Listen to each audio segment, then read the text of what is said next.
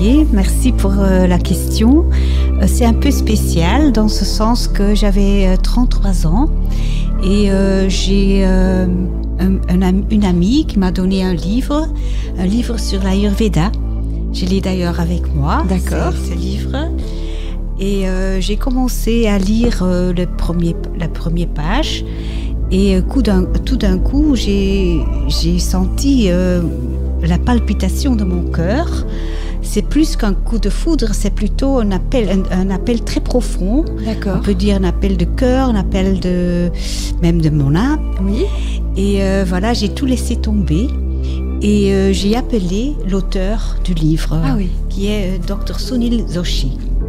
Et Dr Sunil Joshi, je disais, écoute, j'ai lu votre livre, je veux vous rencontrer. Ah oui. Alors il m'a dit, eh bien c'est possible. Et alors j'ai annulé, j'ai pris congé non payé et je suis partie en Inde pour 4 mois. Wow. Et Dr Sunil Joshi est devenu mon maître en Ayurveda. Voilà, ça c'est le début de l'Ayurveda. J'étais dans le juridique parce que je suis juriste de formation. D'accord. Et j'ai tout laissé tomber pour aller en Inde. Voilà. J'adore ce genre d'expérience. Oui, moi aussi. Oui. Alors, comment ça s'est passé là-bas, ces 4 mois? Alors, là, donc, j'ai commencé par d'abord les cours. Donc, les cours en Inde, c'est un peu différent qu'ici. Oui. C'est-à-dire, il n'y a pas un transfert mental, c'est plutôt un transfert énergétique. D'accord. C'est-à-dire, on répète des mantras. Oui. Et c'était en sanskrit. Et c'était en fait des mantras énergétiques sur l'Ayurveda, sur la constitution du corps, sur les éléments, sur les propriétés. Donc c'était très nouveau pour moi, mais moi j'adorais. C'était comme vraiment une grande découverte. Et donc là, c'était le début. Et après, bon, on a eu des cours en anglais aussi, donc pour expliquer plus tard. Donc ça, j'ai suivi pendant 2 mois des cours chez Dr Sunil Joshi et on était à 5 personnes et j'étais la seule qui était de l'Europe. D'accord. Donc c'était un peu spécial quand même. Et après les 2 mois, j'ai suivi le panchakarma. Et le panchakarma, c'est le nettoyage très profond du corps, de l'âme, des émotions. Donc c'est un mot typique, le pancha, 5, karma, action. D'accord. Et après 5 semaines, parce que c'était très profond, et Dr Sunil Joshi est d'ailleurs très connu et réputé pour les panchakarma, je sentais que j'étais comme nouveau-né. Oui.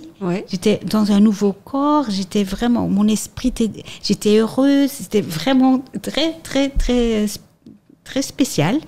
Et voilà, c'était comme je recommençais ma vie. Oui. Ah oui. Un nouveau départ. Un nouveau départ. Et un lâcher-prise de beaucoup de choses. J'imagine, oui. Et tu connaissais pas du tout l'Inde auparavant? Tu avais déjà voyagé? J'avais l'habitude de voyager, donc ça oui. Et j'étais en Inde, au Ladakh. Mais là, c'est tout à fait un autre... donc c'était mon premier voyage en Inde. Mais là, c'était vraiment pour l'Ayurveda.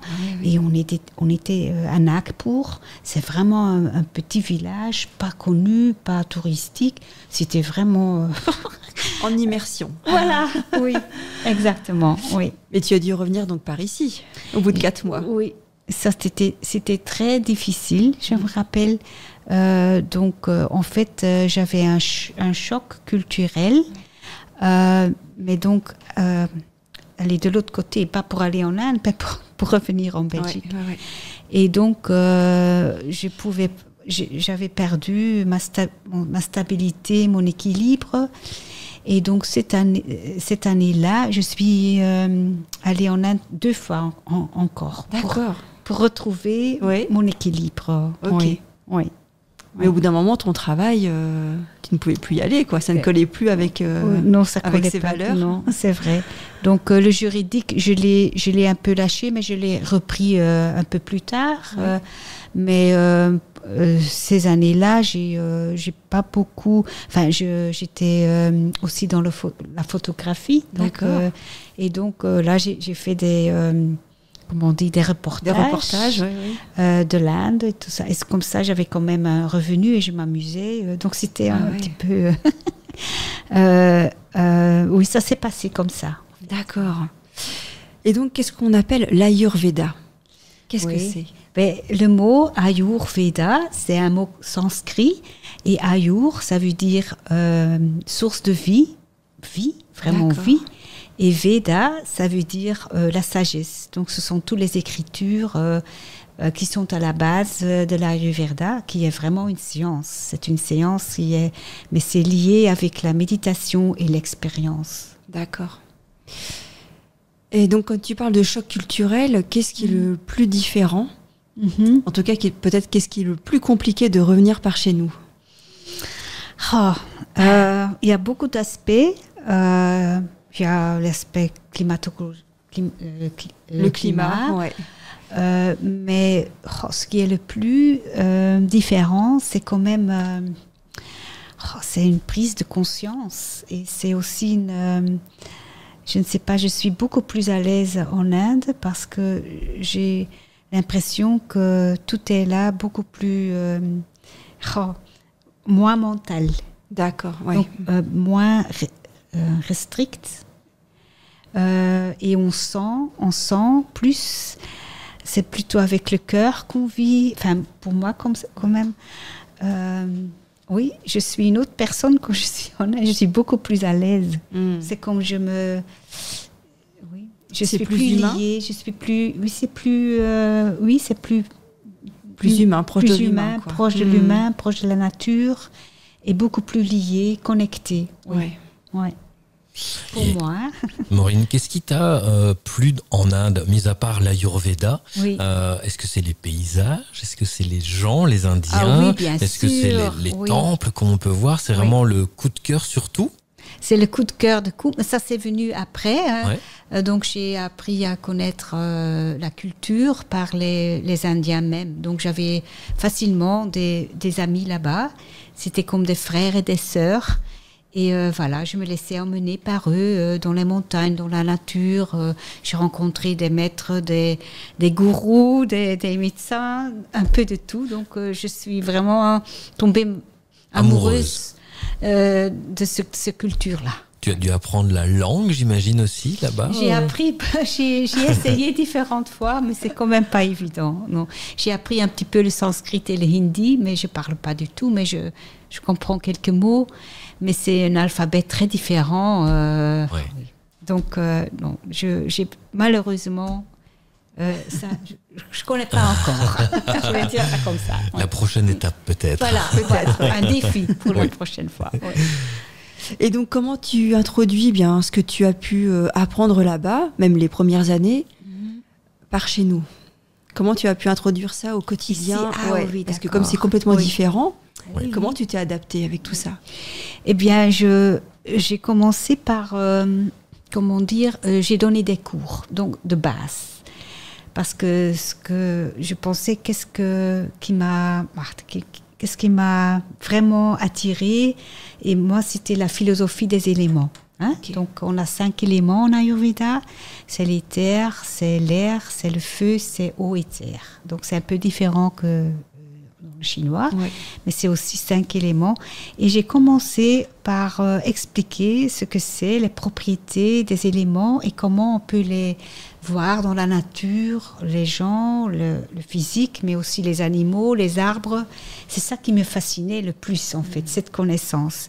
Et alors, petit par petit, les gens sont inscrits et voilà, ça c'est une chose, les cours. Et après, il y avait quand même l'expérience, c'était les massages et les traitements spécifiques.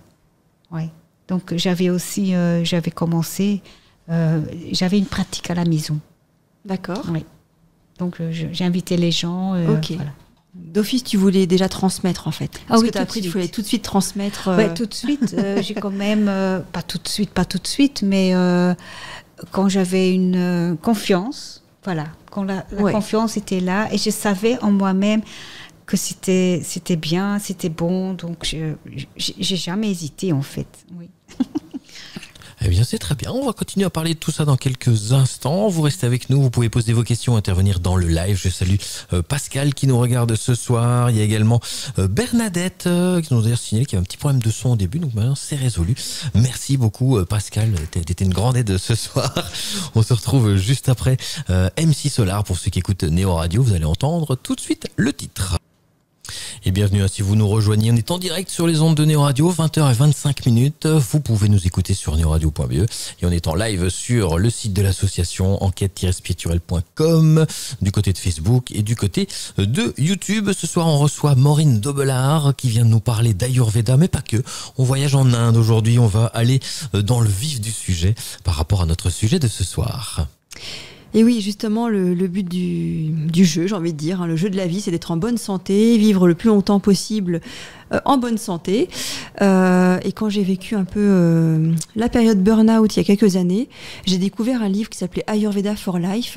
Et c'est là que je me suis dit, mais c'est vraiment intéressant et on ne connaît pas du tout par ici. Et j'ai appris beaucoup de choses, même si c'est un livre très basique sur cette approche. Donc là, je vais pouvoir poser plein de questions à Maureen pour en savoir davantage. Mais rien que de lire déjà qu'on était différents au niveau morphologie, qu'on avait des doshas différents, etc.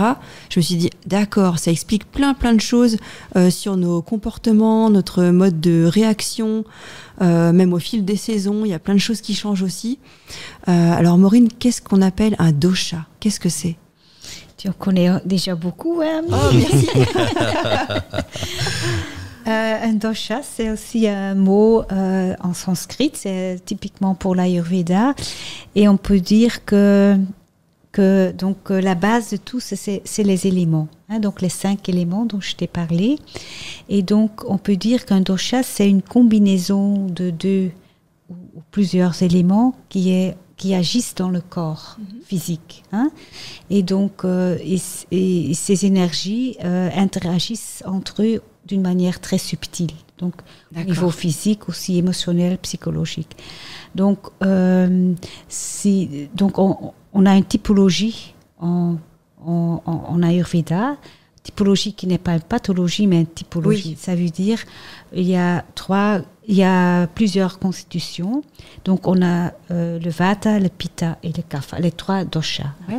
Et donc, le Vata est basé sur les éléments éther et air. D'accord. Et donc, les propriétés sont surtout froid, mobile, fragile. Hein.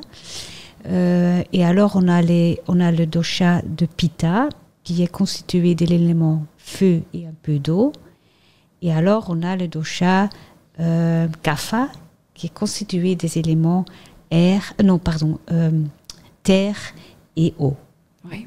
Et donc, ces doshas, tout le monde a une partie de ces doshas, mais il y a toujours 2 doshas qui dominent. D'accord. Enfin, un dosha qui domine et tout le monde a 3 doshas, mais il y a un dosha qui domine. D'accord. Et qui détermine aussi un petit peu la morphologie, notre caractère, comportement, comme tu as dit. Et donc, pour nous, en tant que consultants ayurvédiques, ça nous aide beaucoup pour diagnostiquer, donc de déterminer donc les déséquilibres ou les maladies ou ce qu'il n'y a pas en équilibre en fait. D'accord. Donc on prend les doshas et on sait les déterminer, on les sent dans le pouls. Donc on prend le pouls. Oui, entre autres. Oui, entre autres. Oui.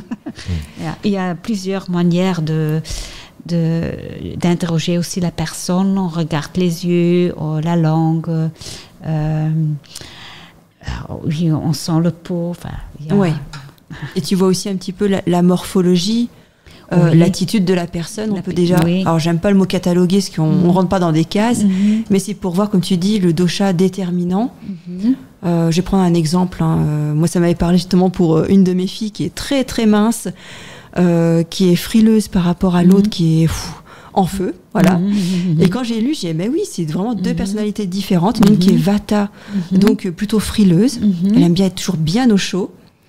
Et l'autre, elle est Pitta, on va dire dans les dominantes. Elle est un peu comme sa mère. Hein. Voilà, c'est ça. Ça se voit pas, mais c'est ça. Il y a le feu, quoi. Qu'il faut rafraîchir, qu'il faut calmer. Voilà, oui. Ou aussi laisser bouger. Hein. Le feu, il veut aussi beaucoup bouger, mais n'aime pas trop le soleil. Hein. C'est trop de chaleur. C'est ça. Ouais.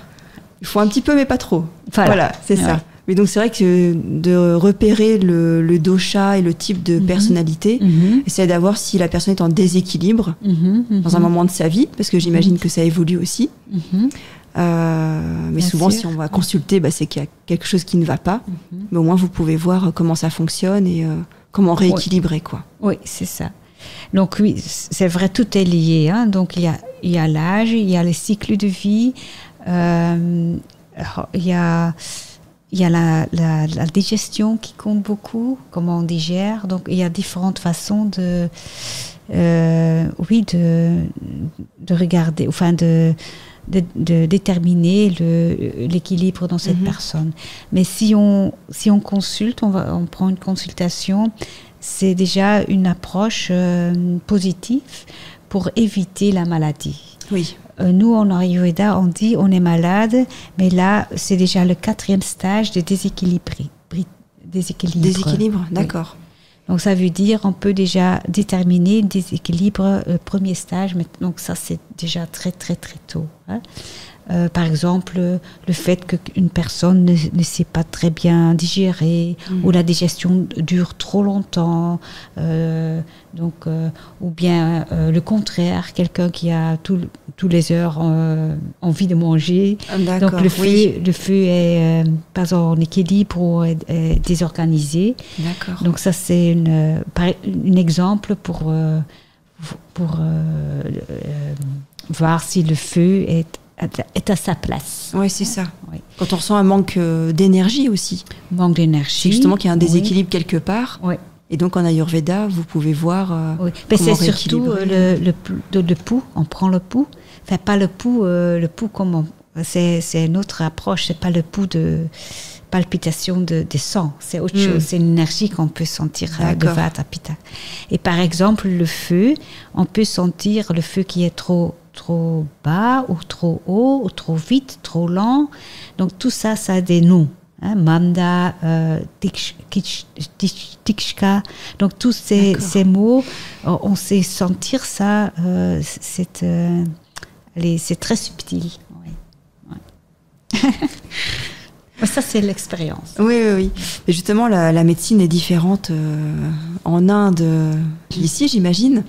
En Asie, par exemple, je sais qu'ils vont consulter avant d'être malade. On va en prévention. Ici, on attend d'être vraiment mal pour consulter. Et donc, comment ça se passe en Inde pour l'Ayurveda? Alors, on consulte au premier symptôme. C'est peut-être un peu... ça dépend un petit peu des gens. Hein, donc, mais on a en effet... donc, la consultation classique, c'est la médecine allopathique.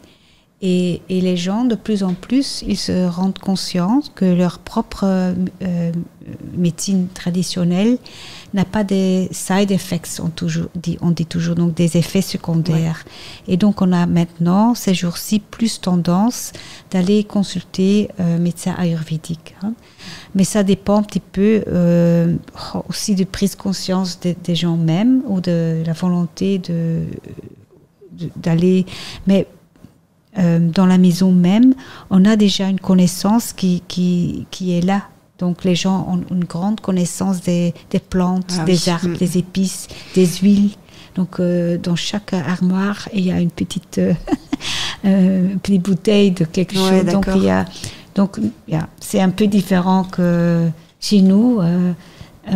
Cette connaissance, elle revient de petit par petit, mais en Inde, elle est encore vivante. Ok. Et bon, on va approfondir ça juste après. Voilà, on marque une toute petite pause dans cette émission, petite pause musicale, vous le savez. On se retrouve juste après avec Stéphane, qui va nous parler ce soir de prière et d'intention. C'est un peu la suite de la première séquence qu'il a faite, et ce sera dans quelques instants. Juste après ça, restez avec nous sur Néo Radio. Bonjour les amis, dans une précédente émission, j'avais l'occasion d'évoquer l'importance de la prière pour les défunts. J'aimerais aujourd'hui développer un peu plus ce sujet. Une prière, c'est bien plus qu'une simple formule ou un ensemble de mots prononcés. C'est une expression profonde de l'âme, un moment de connexion entre l'individu et une force supérieure, qu'elle soit divine, universelle ou intérieure. La prière peut prendre différentes formes selon les croyances, les cultures et les intentions, mais elle partage souvent certains éléments fondamentaux. Les éléments clés d'une prière, c'est quoi ? D'abord, l'intention sincère. La prière commence souvent par une intention claire et un désir de communiquer, de demander, de remercier ou de se confier. On va dire que c'est un acte de vulnérabilité et d'ouverture. Deuxièmement, l'expression verbale ou silencieuse. Elle peut se faire par des mots, des chants, des méditations ou simplement par un silence intérieur.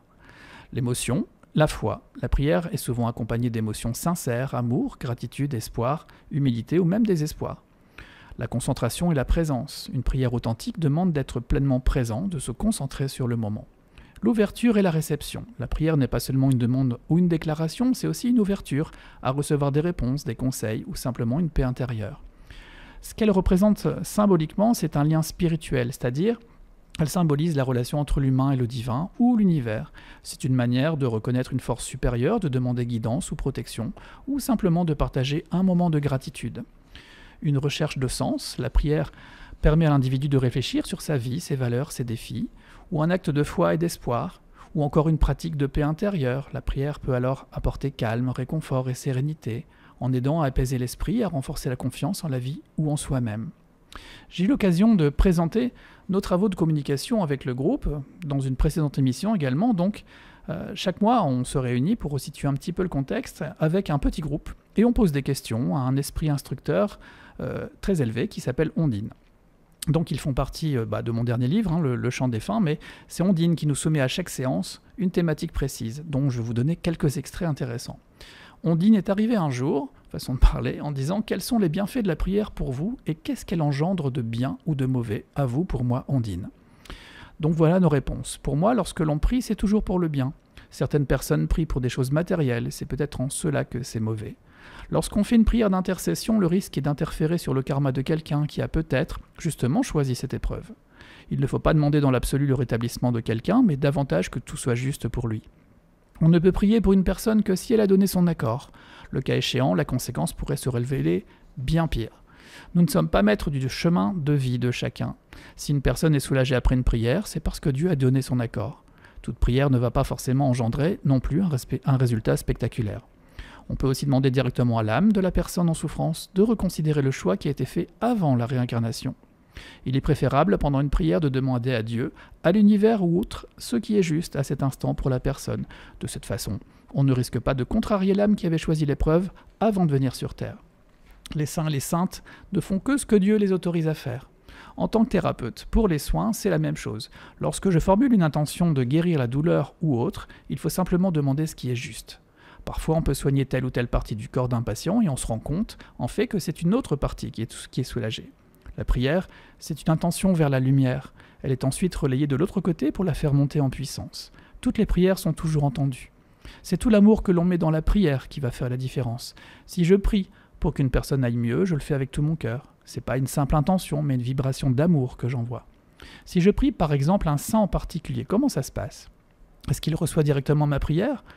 La réponse de Ondine était « elle entend » et demande la permission de travailler pour la demande, et répond systématiquement par l'affirmative. Quant à Dieu, il accorde la permission à la demande si elle est juste par rapport à l'âme. Un saint doit donc demander à l'âme concernée la possibilité de travailler sur elle-même.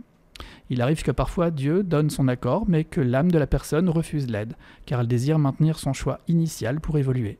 Son choix de traverser cette épreuve avait été fait, en effet, avant l'incarnation. Par contre, en cas de souffrance extrême, il peut y avoir une possibilité de réévaluer ce qui avait été choisi. On peut demander à l'âme de reconsidérer son choix pour le bien de la personne incarnée et de son entourage. C'est une sorte de rallonge, de temps terrestre en quelque sorte.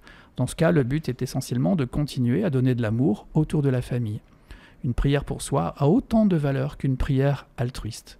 Est-ce que le fait d'allumer une bougie renforce la prière ?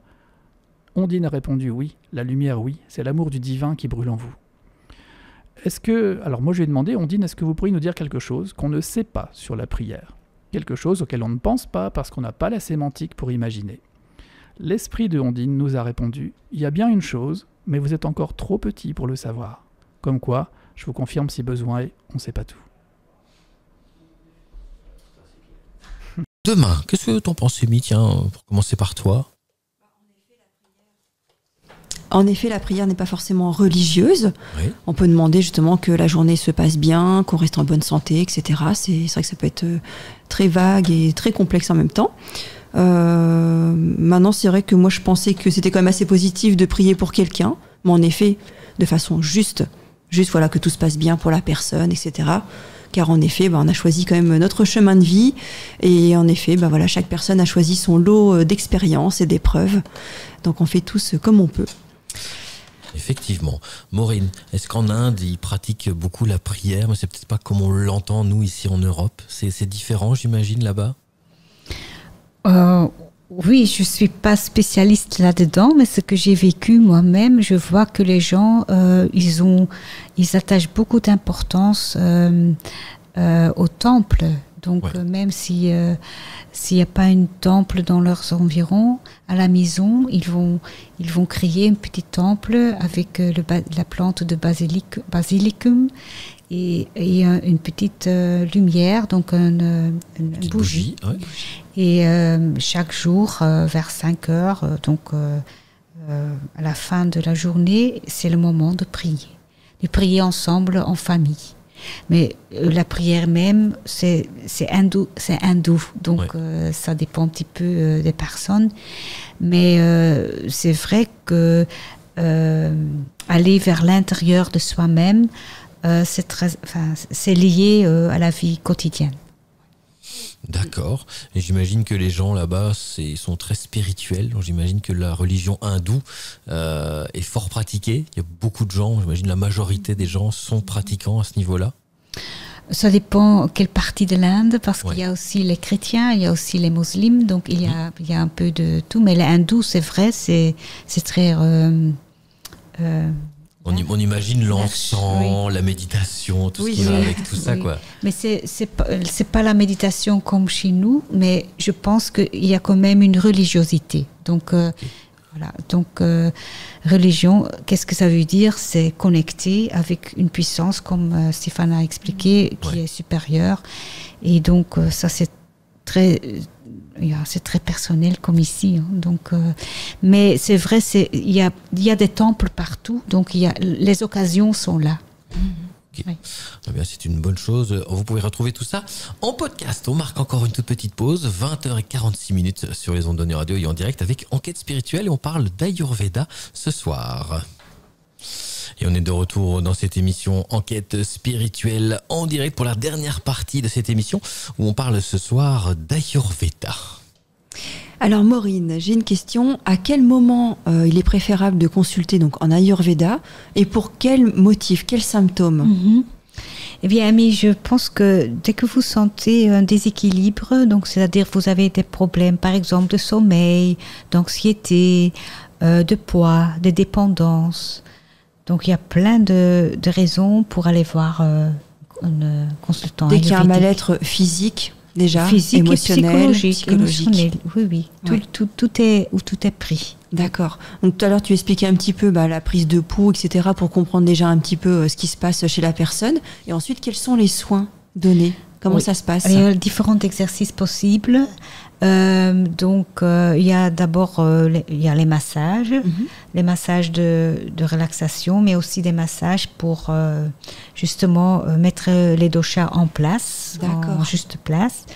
Alors, il y a des huiles adaptées pour ça. Alors, il y a les bains de vapeur. Il y a les Shirodhara. Les Shirodhara, c'est un traitement très spécifique. Shiro, ça veut dire tête. Dhara, ça veut dire un fil d'huile qui coule sur la troisième main. Ah oui. Et donc, c'est sur le front. Et donc, on fait ça pendant 3/4 d'heure. L'huile chaude, qui est une huile spéciale. Et ça, c'est pour apaiser l'esprit, en fait. D'accord. Et pour mettre le système hormonal dans son juste ordre. Ok. Et donc, c'est un traitement très, très puissant et très efficace, mais il faut l'appliquer au juste moment et à la personne. Enfin, c'est c'est pas pour tout le monde aussi. Il faut d'abord consulter avant. Oui, voilà. Il y a la consultation, et ensuite il y a les recommandations. Voilà, les recommandations, exactement. Puis après ça, il y a les diètes personnalisées, évidemment, parce qu'il y a beaucoup de problèmes qui sont liés à la digestion qui n'est pas comme il faut. Hein. Donc ça aussi, il y a les ateliers. Il y a aussi le fait de la méditation, il y a aussi les exercices de respiration. Donc tout ça, c'est lié. Tout est lié. Hein. Tout est lié. Oui.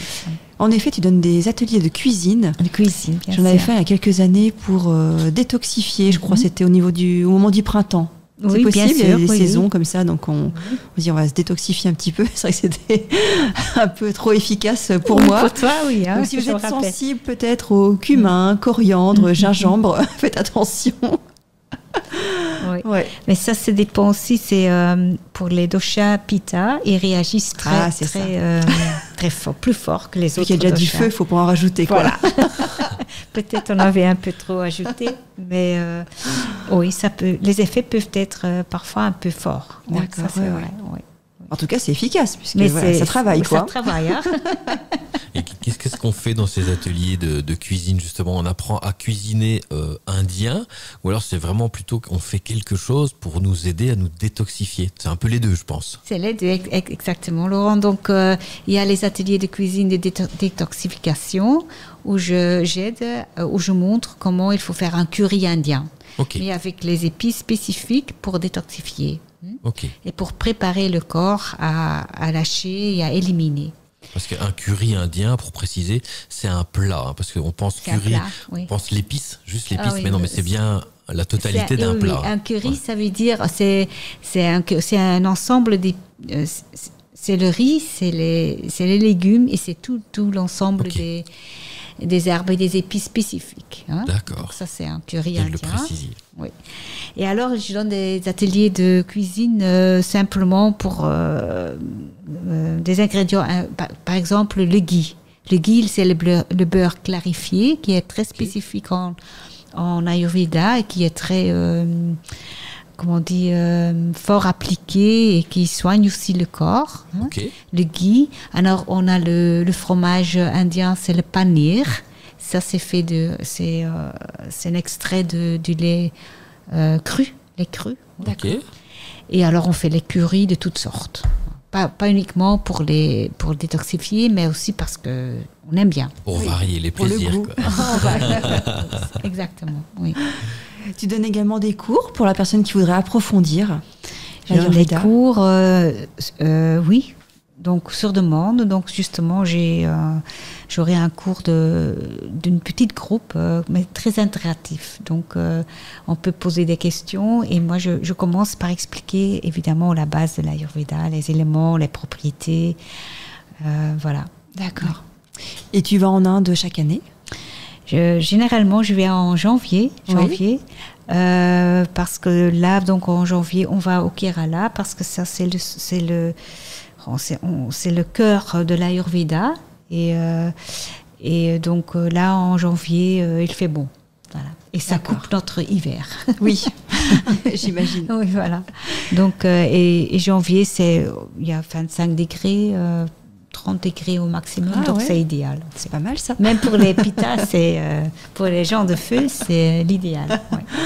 Est-ce que tu organises des séjours là-bas, des enseignements sur place? Pas vraiment des enseignements, on y va pour le Panchakarma, justement. Donc, c'est le programme de détoxification très profond, mais c'est donc des médecins indiens et on est accompagné par une très bonne équipe. D'accord. Ouais. En tout cas, c'est passionnant. Effectivement, on peut trouver les infos sur ton site internet, voilà, j'imagine, oui. Que je vais afficher ici à l'écran. Hein, vous allez le voir, le site de notre invité, c'est auroveda.be de Maureen Dovelard. Vous l'avez juste en bas de votre écran. Alors, tu as également des livres à nous recommander. Voilà. Ah.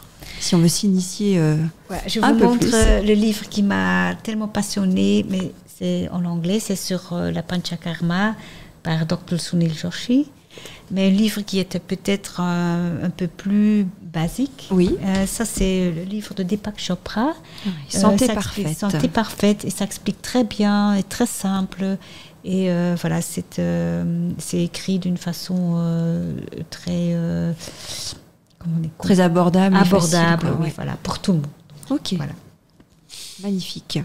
Eh bien, on arrive tout doucement à la fin de cette émission. Hein. Tout juste. Oui, on va Déjà. tout juste à la fin. On pourra en parler des heures. On réaffiche le site de notre invité de ce soir. Vous pouvez la contacter pour un rendez-vous privé aussi, hein, bien sûr, pour une consultation, pour un massage, pour ce que vous avez envie. Surtout, vous avez envie de vous détoxifier. On vous conseille l'atelier cuisine qui est mis à adorer. Oui, mais c'était sympa, c'était très chouette. Quand même. Oui.